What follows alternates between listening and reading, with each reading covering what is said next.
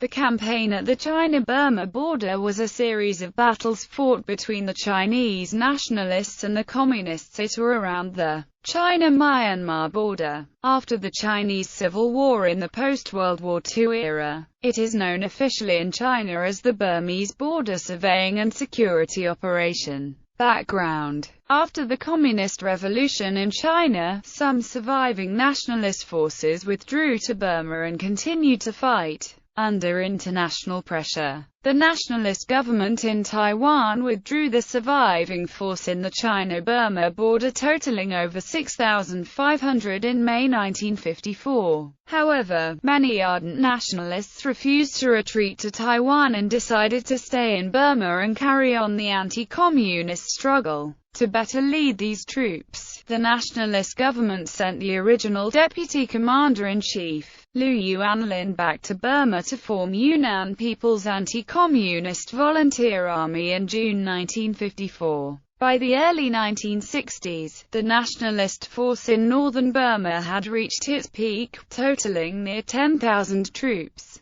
Because there were much higher proportion of officers among the nationalist force in the China-Burma border, the structure of nationalist forces in northern Burma was different than ordinary military structure. Yunnan People's Anti-Communist Volunteer Army was organized into 5 armies, each consisting of 2 to 3 divisions, and each of these divisions, in turn, was directly consisted of 2 to 3 regiments, while the brigades-level structure was eliminated. The size of each regiment of Yunnan People's Anti-Communist Volunteer Army varies greatly in size, from 24 troops to over 1,000 troops. The nationalist force controlled an area that was 300 kilometers long along the China-Burma border, and 100 kilometers deep. The nationalist area of control was typical mountainous jungle regions, with raining season lasts 6 months and the area was covered by fogs for most of the time. It was extremely difficult to navigate in the region where there were few road and trails, and the natural environment was extremely harsh. On January 28, 1960, Burmese Premier Ne Win visited China and signed a deal aimed to solve the historical disputes between the China and Burma. In October 1960, Burmese Premier U Nu and Burmese Chief of General Staff General Ne Win visited China once again, and on October 1, 1960, they signed a new border treaty with Chinese Premier Zhou Enlai. Before the border treaty was signed, both sides agreed in May 1960 to jointly eradicate the Chinese nationalist force in the border region. And since the treaty required the China-Burma border had to be surveyed for demarcation, it provided the excuse for military action. Prelude. In October 1960, the Communist High Command ordered Kunming military region to prepare for the campaign. In early November 1960, Communists and Burmese government held a joint conference on the matter of Communist force fighting in Burma. The Burmese representatives were headed by Brigadier Generals Ong Gyi and San Yu, and the Chinese Communist representatives were headed by Ding Rongchang, the deputy commander-in-chief of the Communist Yunnan Provincial Military Region, and Cheng Zuyu, the director of Border Defense Directorate of the War Department of the General Staff Ministry of the People's Liberation Army.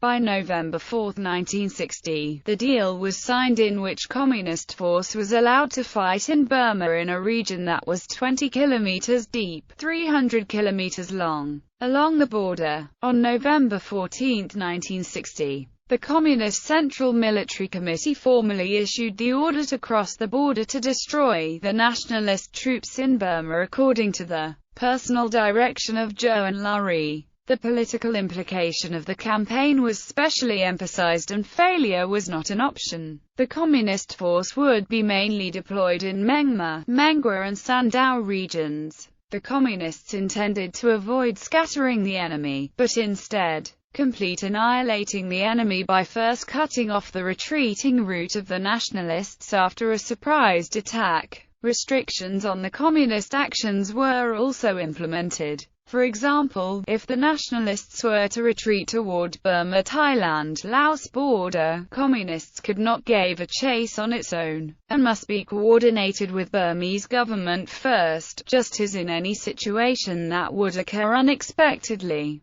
The local civilian casualties should be avoided at all cost. After receiving the order, the Communist Kunming military region decided to mobilize 5 infantry regiments and militias totaling over 6,500 for campaign, including a regiment from the 39th Division of the 13th Army, a regiment of the 40th Division of the 14th Army, and 3 border defense regiments. To better coordinate their actions in Burma, Communists formed a frontline command at Pho Hai in early November 1960. Lee Xifu, the commander-in-chief of the Communist Yunnan Provincial Military Region, was named as the commander-in-chief of the new frontline command. Ding Rongchang, the deputy commander-in-chief of the Communist Yunnan Provincial Military Region, and Sui Jiangong, the deputy commander of the Communist 13th Army, were named as the deputy commanders-in-chief of the new frontline command. Order of battle. The surviving nationalist force at the China-Burma border reached its peak in the early 1960s, totaling almost 10,000 troops, excluding their non-combatant family members. The nationalist force was divided into 5 armies, each responsible for an area. There were also Ximeng Military Region and Meng Baliao Garrison Region in addition to the 5 areas of responsibility of the 5 armies. Communists mobilized 6,500 troops, out of which 4,500 were deployed during the campaign. Nationalist Order of Battle. Yunnan People's Anti-Communist Volunteer Army, 1st Army headquartered at Menghua, commanded by Wu Yunyuan. 2nd Army headquartered at Suoyong, commanded by Wu Zubo.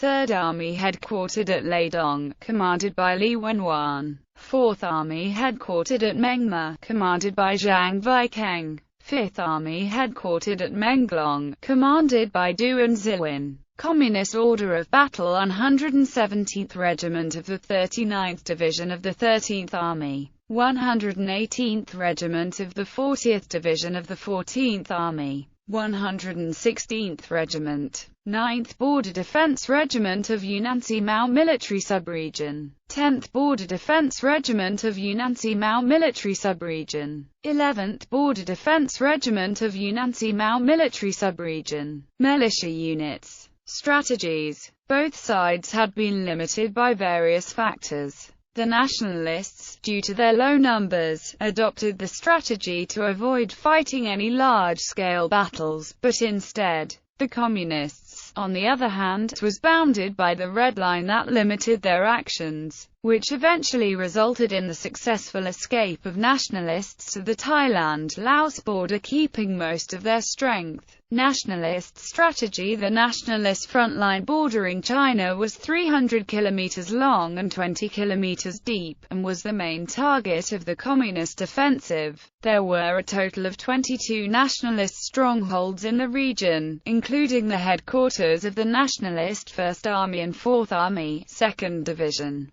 3rd Division, 5th Division, 6th Division, 8 regimental headquarters, 8 guerrilla strike teams. The Nationalist strength in the region totaled more than 800 troops and was divided into 3 lines of defense. The first line of defense was manned the Nationalist 1st Army and its 3rd Division, totaling over 150 troops, stationed in strongholds including Menghua, Mengyu, Mengjing, and Jingkang, and with the exception of Jingkang, all of the Nationalist strongholds in their first line of defense faced the southern Luo River and with hilly forest in the back, and all of the roads and trails to and from China was heavily mined. The Nationalist 4th Army, deployed to the south and east of Mengyong, was the backbone of the Nationalist second line of defense, and its 35th Regiment, totaling over 200, was stationed at the critical peak 1404. The Meng Baliao and Jangal regions was the Nationalist third line of defense, with the general headquarters of the Nationalist Commander-in-Chief Liu Yuanlin, with training group,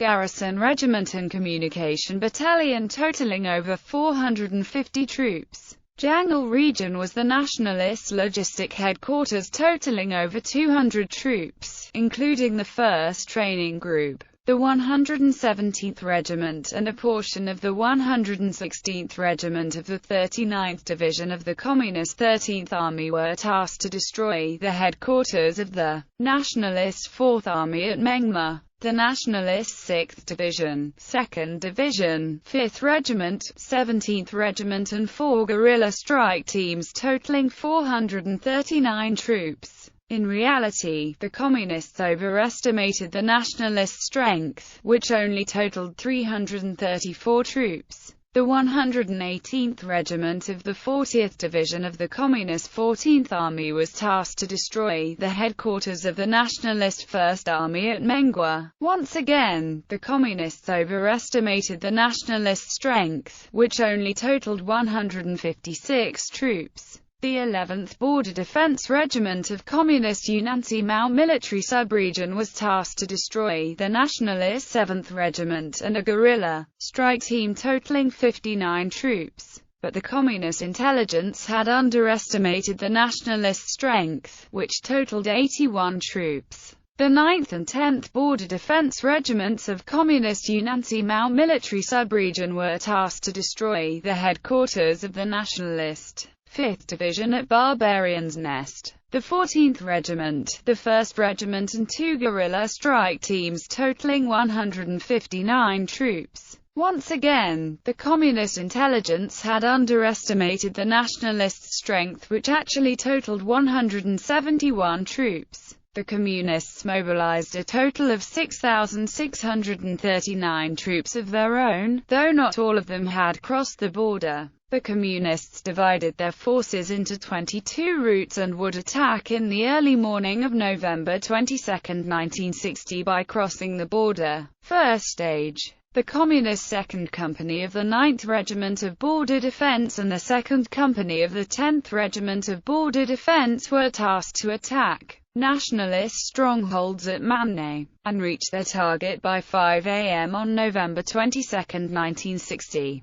However, the numerical inferior Nationalist troops had just learned the news of the upcoming attack and retreated by abandoning the stronghold. Communist main force immediately sent out 4 companies to chase after the retreating Nationalists and caught up with the fleeing Nationalists around 10 kilometers to the south of the stronghold. After ensuing battles that included mop-up operation, 33 Nationalist troops including Li Tai, the commander of the Nationalist 5th Division, were killed, marking the complete destruction of Nationalist garrison of Manne stronghold. Meanwhile, Communist force consisted of the 117th Infantry Regiment under the command of Yan Shouqing, the deputy commander of the 39th Division, and the 118th Infantry Regiment under the command of Zhao Xiang, the commander of the 40th Division, and the 1st Battalion of the 116th Infantry Regiment attacked Nationalist positions in Mengwa and Mengma. The numerical inferior Nationalist force at these positions were no match with an enemy that enjoyed overwhelmingly superior number and firepower, and the Communist 117th Infantry Regiment succeeded in completely wiping out a 60-member-strong Nationalist battalion at the Tabanme stronghold, and the 62-member-strong Nationalist battalion of the 7th Regiment at Mengshi stronghold. Major General Meng Baoye and Colonel Meng Jian, the commander and deputy commander of the Nationalist 2nd Division, were both killed in action. Communist 118th Infantry Regiment meanwhile attacked Nationalist positions at Mengwa, Jingkang, Mengyu and Mengjing, succeeding in killing over 100 Nationalist troops and capturing Colonel Yi Wenqiang, the deputy commander of the Nationalist 3rd Division. After several hours of fierce battle, the headquarters of Nationalist 1st Army, 2nd Division, 3rd Division, 5th Division, 7th Regiment, and 8th Regiment were completely destroyed. However, due to the complete lack of experience in jungle warfare in the mountainous region, Half of the 6 communist task forces assigned to outflank the targets failed to reach their destination on time. Similarly, 7 out of the 16 communist task forces assigned for direct assaults failed to reach their targets on time. As a result, communists only managed to completely annihilate nationalist forces at 6 targets out of the original 16, with the nationalist forces at the rest 10 slipped away. The subsequent mop-up operation ended on December 20, 1960, marking the end of the first stage of the campaign, succeeding in killing a total of 467 nationalist troops in the region bounded by the Red Line, or only 53.4% of original targets set by the Communists. After the operation, Burmese government asked the communist force to stay in Burma to guard the local region from possible nationalist counterattacks, and Zhou Enlai,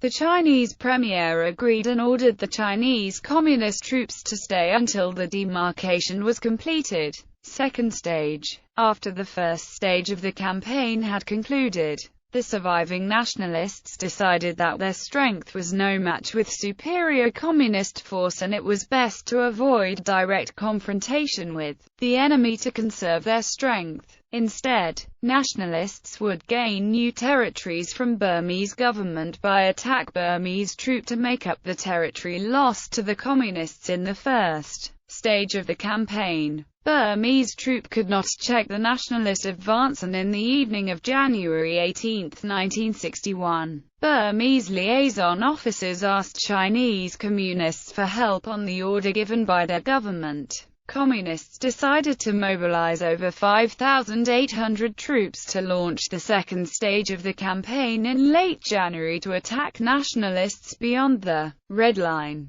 The Communists and the Burmese government reached a deal to allow the Communist force to operate another 50 kilometers further beyond the Red Line to engage the 3,000 nationalist troops in Suoyong and Mengbaliao regions. To better coordinate their actions, Communists established their frontline headquarters in Fohai, with the Deputy Commander Sui Jianglong of the 13th Army as the commander, Chief of Staff Liang Zhongyu of the 14th Army and Deputy Director of the Political Directorate Zhuan Xing as deputy commanders. Communist 117th Regiment, leading the 2,966-strong attacking force, was tasked to attack the surviving units of the Nationalist 4th Army. The 2nd Division, the 9th Division, the 10th Division, the 11th Division, the 7th Group of the Training Column, the Heavy Weaponry Group totaling over 1,200.